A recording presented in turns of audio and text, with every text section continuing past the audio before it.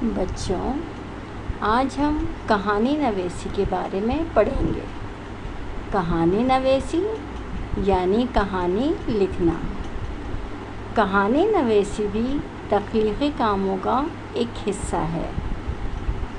بچوں، مضمون نویسی زیادہ تر حقیقت پر مبنی ہوتی ہے، یعنی اس میں حقیقت ہوتی ہے، جبکہ کہانی نویسی میں ہمارے خیالات اور تصورات کا زیادہ دخل ہوتا ہے۔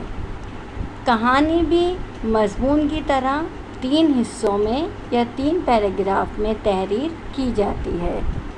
نمبر 1 آغاز، نمبر 2 درمیان اور نمبر 3 انجام۔ بچوں، کہانی تحریر کرتے وقت چند باتوں کا خاص خیال رکھنا چاہیے، جن میں سے چند یہ ہیں۔ کہانی نویسی کے اہم نکات۔ نمبر 1 کہانی گزرا واقعہ یا قصہ ہے، اس لیے یہ ہمیشہ زمانہ ماضی کا یعنی کہانی کو لکھتے وقت ہمیشہ زمانہ ماضی کا استعمال ہوگا۔ نمبر 2 کہانی آسان زبان میں تحریر کی جائے تاکہ پڑھنے والا آسانی سے پڑھ لے۔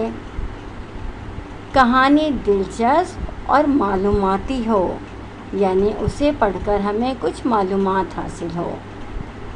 نصیحت آموز ہو، یعنی جب ہم کہانی پڑھیں تو اس میں ہمارے لیے کوئی سبق ہو، کوئی نصیحت ہو یا کوئی اچھی بات ہو جس سے ہماری اصلاح ہو سکے۔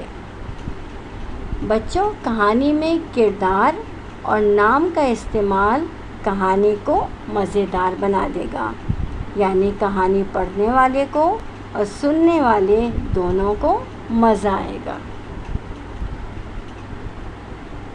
بچوں، کہانی کی کئی اقسام ہوتی ہیں، جیسے تصویری کہانی، سبق آموز کہانی، جادوئی کہانی جس میں جادو کا ذکر ہوتا ہے، مزاحیہ کہانی جسے پڑھ کر آپ کو ہنسی آ جائے، اور معلوماتی کہانی یعنی جسے پڑھ کر ہمیں معلومات حاصل ہوں، ہماری معلومات میں اضافہ ہو۔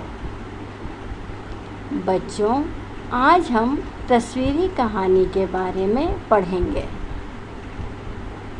تصویری کہانی میں ہم 2، 3 یا اس سے زیادہ تصاویر کی مدد سے کہانی لکھتے ہیں۔ تصویری کہانی میں صرف تصاویر دی جاتی ہیں۔ تصویر کی مدد سے عبارت ہم خود ترتیب دے کر لکھتے ہیں، یعنی ہم تصویروں کو غور سے دیکھتے ہیں کہ ان تصویروں کو سمجھنے کی کوشش کرتے ہیں کہ ان تصویروں میں کیا ہو رہا ہے۔ مثال کے طور پر آپ اس تصویر کو غور سے دیکھیے۔ ایک کتا ہے، اس کے سامنے ایک ہڈی پڑی ہے۔ کتا چونکہ بہت بھوکا ہے اور ہڈی کو وہ بہت شوق سے کھاتا ہے، اس لیے وہ اس ہڈی کو اٹھا لیتا ہے۔ وہ ہڈی اٹھا کر جا رہا ہوتا ہے کہ راستے میں اسے ایک ندی نظر آتی ہے۔ کتے کو ندی کے پانی میں اپنا عکس نظر آتا ہے۔ وہ سمجھتا ہے کہ یہ بھی کتا ہے، اس کے منہ میں بھی ہڈی ہے۔ وہ کتے کو اپنا ساتھی سمجھتا ہے اور زور زور سے بھونکنے لگتا ہے۔ جب وہ بھونکنے کے لیے منہ کھولتا ہے تو ہڈی اس کے منہ سے نکل کر ندی میں گر جاتی ہے۔ اب ہم اس تصویر کو غور سے دیکھیں گے، اپنے ذہن میں خیالات بنائیں گے، تصورات بنائیں گے کہ ایسا ہوا ہوگا، ایسا ہوا ہوگا، کتے کو یہ ہوا ہوگا، کتے کو یہ خیال آیا ہوگا۔ سارے خیالات ترتیب دے کر انہیں جملوں کی شکل میں لکھیں گے اور پھر ان جملوں کو ترتیب دے کر ایک کہانی کی شکل دیں گے، اور پھر جب کہانی لکھیں گے تو ہم اس کہانی کو ایک اچھا سا عنوان بھی دیں گے۔